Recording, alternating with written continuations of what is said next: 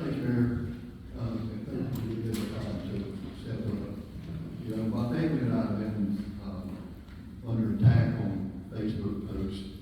My family tries to stay away from the political side of everything. They're very quiet. I don't know that my wife has ever even attended a council meeting before. But what we've been going through has been very difficult. And I wanted to explain it to you, especially to the newer council members who are not familiar with the process and the way that it works.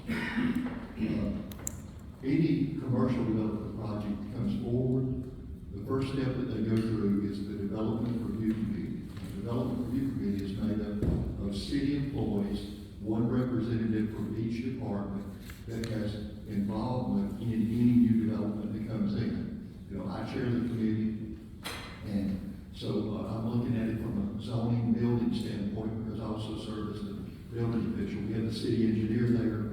We have a representative from the fire department, the police department. We have a representative from the tree committee who is there. Susan Peterson, who is the chairman of the tree committee, is there. And of course, we advertise the BRC agenda every Friday so that the public is informed. And if they want to come and participate, they can be there the next Wednesday when the meeting is actually held. We work very hard through the RC to make sure that we follow all the rules that we have, and especially when it comes to trees. The trees, the mission of the tree committee is to make sure that, I mean, it's private property, and those trees are private property. They're not owned by the community, they're not owned by the city of BILOXI for the most part. So our purpose there is to make sure that when a developer comes in, he locates that building in the best location on that property to save as many trees as possible. The ordinance actually says that we're to find the balance between economic development, allowing the developer to develop their property while saving as many protected trees as possible. So what we do is we work with that developer to make sure that the building is put in the right spot. Originally, when the project came in for the Church of the Redeemer property, it's going to be a home 2 suites hotel. They had it located over on the eastern side of the property near Bell. But there were 4 protected live oaks over on that side of the property. So as we worked with them, it was determined that they needed to move that structure over to the west side of the property next to the Waffle House. Now, one of the main reasons we did that is because we told them right up front, you are not to touch that ring in the oak tree, period. You know, that is sacred on that piece of property. So, as a result, 2 trees wound up having to come down to accommodate the development project. There was one up front, and the reason that it came out, it was not in the greatest shape in the world, and I have pictures to demonstrate everything I'm telling you. That tree had to be removed because that's where the driveway was coming in for the project, and the driveway had to be far enough away from the ring in the oak tree so that it wouldn't affect its limbs or affect its root system. So that tree came out. And what we found out since then is that the first contractor that worked on that tree didn't quite finish it. When I called him to ask him why he didn't finish it, he said, well, I ruined my chainsaw on it because the cavity of that tree was full of concrete. So I have pictures of that tree that I'll be glad to show you. The other tree that was near the Waffle House, from a distance, was absolutely beautiful.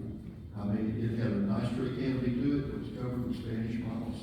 But I have up-close pictures of it to show you that tree was hollow. Matter of fact, the Waffle House people joked with me about the fact that it had such a big cavity in it that what would happen is that people, when they would walk by that handicap ramp, would throw coins over into that, and they were really eager to see how many coins were in there. I think they told me that as a result, over $400 in coins was sent.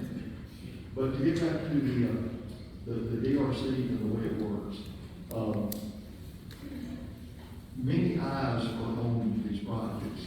This is not a case like it's being portrayed of somebody slipping me an application and me stepping in a back room and signing off on it. These projects have to go through DRC, and DRC members all have to sign off on it before that project next step before I can issue any permits on it. It has to be signed by all the BILOXI members. Now, just for the new people, the new members of the council, if between 1 and 4 trees are being removed, a public hearing is not required. If 5 or more trees are being removed, there is a requirement for a public hearing before the planning commission, and the tree committee can write a letter of recommendation. They can get up and read their recommendation to them. Testimony is heard from both sides, and as a result, the planning commission will make that decision. And if someone is aggrieved by that decision, they appeal it to the city council, which is what happened with the Chick-fil-A sign. Now, aside from DRC, let me just tell you that we're being besieged right now with requests from single-family homeowners who are being notified by their insurance companies that you have a tree that's too close to the house, and if you don't remove it, we're going to cancel your insurance. And I have letters over there. We get between 5 and 6 tree requests a day. We don't just take their word for it. I send an inspector out there to get pictures to evaluate what's going on. We bring those back and we make a determination about whether or not the damage there is a result of the tree and whether or not that tree needs to come down. Now, most of these decisions that are made with that respect are common sense decisions. And let me tell you, I've been in city government 36 years, and I've had 2 arborists working under me, and I've learned a lot from them about it. And I would, for some of the people who are complaining about my lack of credentials, I'll compare my credentials to theirs any day about my experience in doing this. But for trees that are questionable or trees that need a little bit more expertise, we've hired a consulting arborist that we call on from time to time to come in and go look at those trees to give us an actual report. He'll go out, he'll check the tree, he'll look to see if the damage is to a point where it needs to come down or not. If it can be saved, he'll make recommendations on it, but then we get a written report on it. And I keep that documentation too. We also keep all the pictures there. But the point I wanted to make about this is that when these projects go through DRC, many eyes are on them, not just mine. This is not just a decision that I make, although ultimately, if it's 4 or fewer trees, the director or the city arborist is the one charged with making that decision. All right, which brings me to the Church of the Redeemer site where the Home 2 Suites is going. And pardon me if I'm going to be blunt. This is not my nature to make statements like this. I always just try to give you the facts. But with what my family's been subjected to, I'm maybe a little testy here. But when that project goes through DRC, again, the tree committee representative is sitting at the table when we go through, so they're aware of it. The developer has to submit a tree survey that shows here are all the trees on the property, here are the ones that are going to be removed, here are the ones that are going to be retained. And so we have to take that, that's required of any project that comes in with trees on it. This particular piece of property had 8 protected trees on it. And had the building been built or approved next to Bellman, 4 of those 8 protected trees would have had to come down. So by moving it over to the other side, 2 trees were removed, but 6 were saved. And now the developer will still have to provide at least 4 mitigation trees to replace the ones that were taken down, and or they would have to pay into the tree bank.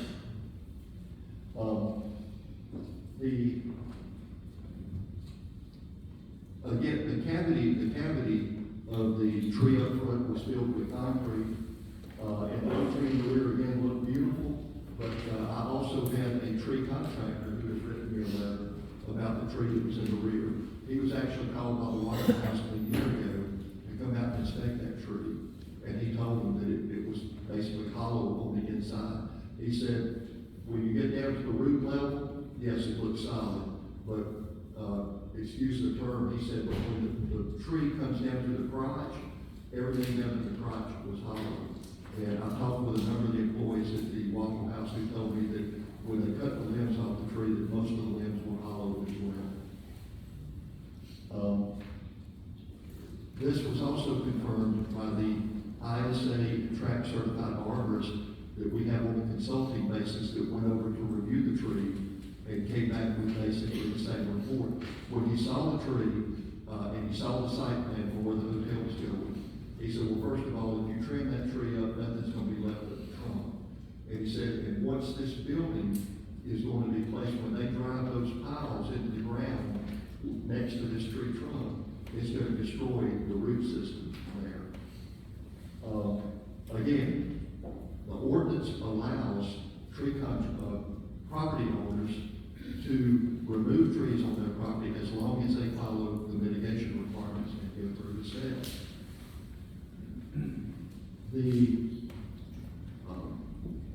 The attacks that we've been under, if you listen to the tone, are obviously personal and retaliatory in nature.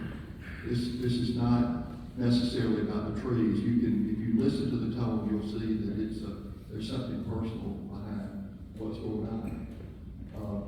We have 7 tree committee members, and they meet on a monthly basis. There's one representative from each ward on the tree committee.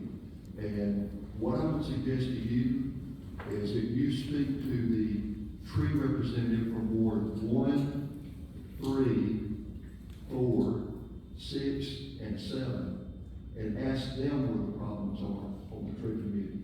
I think they'll be very honest with you and let you know.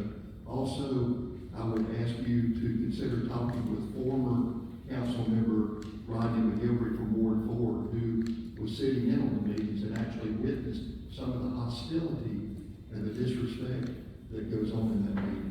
I think they'll tell you that I'm not part of the problem, that the problem is elsewhere.